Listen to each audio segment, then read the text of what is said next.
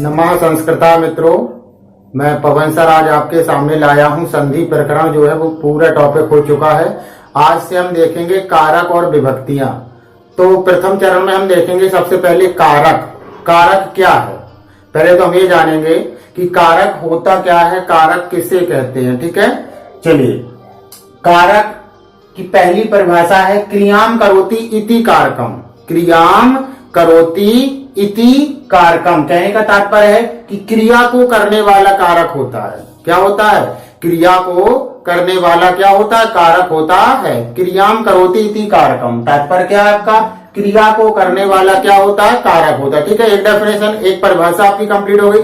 इसके बाद second number पे लिखा है क्रिया जनकत्वम कारकत्वम। क्रिया जनकत्वम कारकत्वम, यानी कि क्रिया का जो जनक होता है, क्रिया जनकत्वम, तो क्रिया का जो जनक होता है वह कारक होता है। क्लियर हो गया? एक बात और समझ में आ गई। पहला आपका जो परिभाषा थी पहली, क्रियाम करोति इति कारकम, क्रिया को करने वाला कारक होता है। दूसरा पॉइंट क्या है? क्रिया जनकत्वम कारकत्वम, यानी कि क्रिया का जो जनक होता है वह कारक होता है। इसके बाद थर्ड नंबर पे देखिए, तीसरे नंबर पर क्रियान्वयत्वम कारकत्वम, क्रिया के साथ जिसका सीधा संबंध हो, क्रिया के साथ है जिसका सीधा संबंध हो उसे हम क्या कहते हैं? कारक कहते हैं। ठीक है, चलिए कारकों की संख्या की चर्चा कर लें। कारकों की संख्या की चर्चा कर लें। कारक होते कितने हैं? तो संस्कृत में कारक 6 ही होते हैं। कितने होते हैं? 6 कारक होते हैं, जिसमें संबंध और संबोधन को कारक की गिनती में नहीं गिना जाता, क्योंकि अभी हमने क्या बतलाया परिभाषा में कि क्रिया का जिनके साथ सीधा संबंध होता है, और संबंध और संबोधन जो कारक हैं इनका क्रिया के साथ सीधा संबंध नहीं होता है। ठीक है, चलिए। तो संस्कृत में कारकों की संख्या 6 है। कितनी है? 6 है। संस्कृत में कारकों की संख्या कितनी है? 6 है। ध्यान देना, 8 7 ये मत लगा देना। संस्कृत में कारकों की संख्या कितनी है? 6, और विभक्तियां कितनी है? 7। ठीक है, चलिए। तो एक सूत्र के माध्यम से हम देखेंगे कारक कौन कौन से हैं और कौन से नहीं हैं। देखिए, कर्ता कर्म च करणम संप्रदानम तथैव च अपादान अधिकरणे इत्याहु कारणानि षट्। समझ में आया? कर्ता कर्म च करणम, कर्ता कर्म च करणम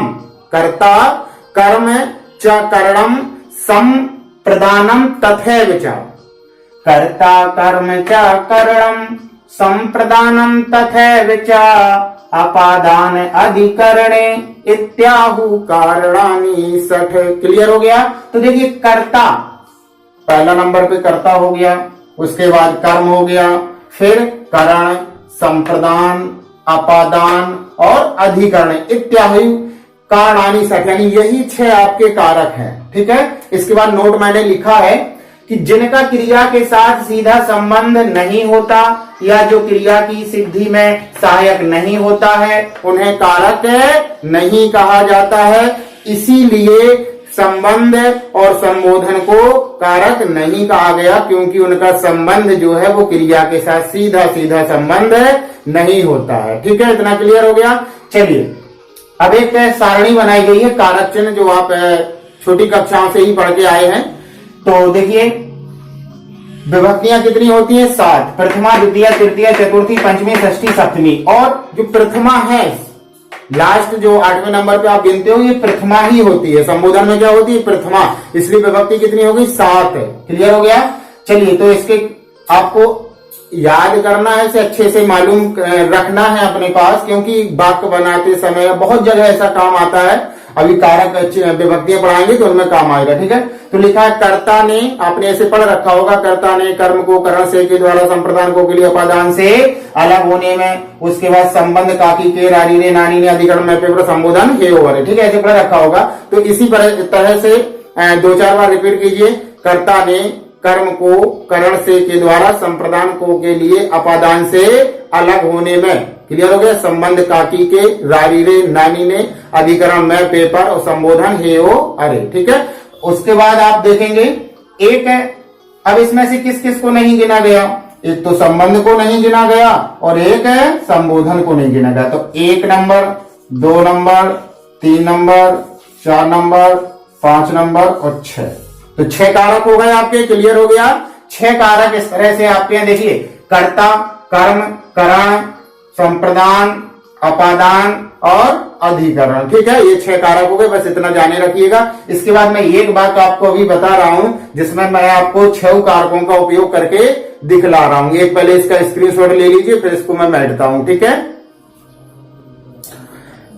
चलिए अब देखते हैं एक ही वाक्य में एक साथ सभी यानी कि 6 कारकों का उपयोग हम कैसे करेंगे। ठीक है, एक ही वाक्य में एक साथ 6 कारकों का उपयोग हम कैसे करेंगे। ठीक है, तो हमने एक अनुवाद दिया है, वाक्य बनाया है, बनात आगत्य रामः सीताये लंकायाम रावणम बाणेन जघान। ठीक है ना, तो तात्पर्य है बनात बन से आगत आकर, रामः राम ने, सीताये सीता के लिए, लंकायाम लंका में, रावणम रावण को, बाणेन बाण से, जघान मारा था। ठीक है, तो बनात आगत रामा सीताये लंकायाम रावणम बाणेन जघान। तो कहने का तात्पर्य आपका कि वन से आकर राम ने सीता के लिए लंका में रावण को बाण से मारा था। ठीक है, अब इसमें मैं 6 कारक निकालने हैं। देखिए, कर्ता कहां पर है, इसमें जो क्रिया को संपन्न करे। देखिए, इन 6 आपके जो कारक है उनका संबंध सीधा होगा। ठीक है, तो कहने का तात्पर्य है बनात आगत्य रामः, किसने, राम ने। क्रिया को संपन्न कौन कर रहा है, क्रिया क्या है, जघान मारना। क्रिया क्या है, जघान, या अर्थात कह सकते हैं मारना। तो मारने की क्रिया संपादित कौन कर रहा है, राम। तो किसने मारा, राम ने। तो इसमें राम जो है वो आपका कर्ता कारक निकल आएगा। क्या निकल आएगा, कर्ता कारक। अच्छा, अब आप वैसे भी निकाल सकते हो, ये कर्ता ने, किसने, राम ने। कर्ता ने कर्म को, किसको मारा, रावणम। किसको मारा, रावणम। तो रावण हो जाएगा, यहां पर क्या हो जाएगा, रावण। ठीक है, करण से के द्वारा, करण से के द्वारा, तो किसके द्वारा, कर्ता ने कर्म को करण को, कर्ता ने कर्म को करण से के द्वारा। ठीक है, क्लियर हो गया। कर्ता ने हो गया कर्म को करण से के द्वारा, किसके द्वारा, वाण से। किससे, तो यहां पर ये क्या निकल आएगा, वाण निकल आएगा। क्लियर हो गया। अच्छा, कर्ता ने कर्म को करण से कर्ता ने कर्म को करण से के द्वारा संप्रदान को के लिए, किसके लिए, किसके लिए रावण को मारा। क्रिया का प्रभाव किसके लिए है, सीता। तो इसमें सीता जो आपका शब्द है वो क्या निकल आएगा, आपका संप्रदान। अपादान से अलग होने में होता है, अपादान से अलग होने में। अब क्रिया का संबंध देखिए, बनात, बन से अलग हुआ ना, बन से आकर, बन से आकर, तो आपका बन से अलग हुआ तो क्या हो जाएगा यहां पर, बन, अपादान हो गया। अधिकरण में पेपर, अधिकरण में पेपर, यानी कि क्रिया देखो कहां संपादित हुई है, कहां क्रिया पूरी हुई है। तो लंका में क्या होता है, मैं पेपर होता है ना, तो लंका में, तो यहां पर क्या निकल आएगा आपका, लंका। ठीक है, तो आपके 6 कारक इस वाक्य में आपके सम्मिलित हैं। तो इसके हिसाब से आप पहचान सकते हैं कर्ता ने कर्म को। इन 6 कारकों का सीधा संबंध क्रिया से है। देखिए, राम का संबंध क्रिया से है या नहीं है। किसने मारा, राम ने। और किसको मारा, मारा है ना, किसको मारा, तो रावण को। किससे मारा, बाण से। किसके लिए, सीता के लिए। कहां से आकर मारा, तो वन से आकर। और कहां, तो लंका में मारा। तो जो मारना क्रिया है इसका संबंध सीधा सीधा जिससे है वही हमारे क्या हो गए, कारक हो गए। ठीक है, तो इस तरह से 6 कारक हैं आपके, याद रखिएगा। और अगले वीडियो में पुनः फिर से मिलते हैं। अब आप विभक्तियां देखेंगे, 7 विभक्तियां, उनका उपयोग करेंगे हम बारी बारी से एक एक वीडियो में। चलिए, तो तब तक के लिए जय हिंद, वंदे मातरम।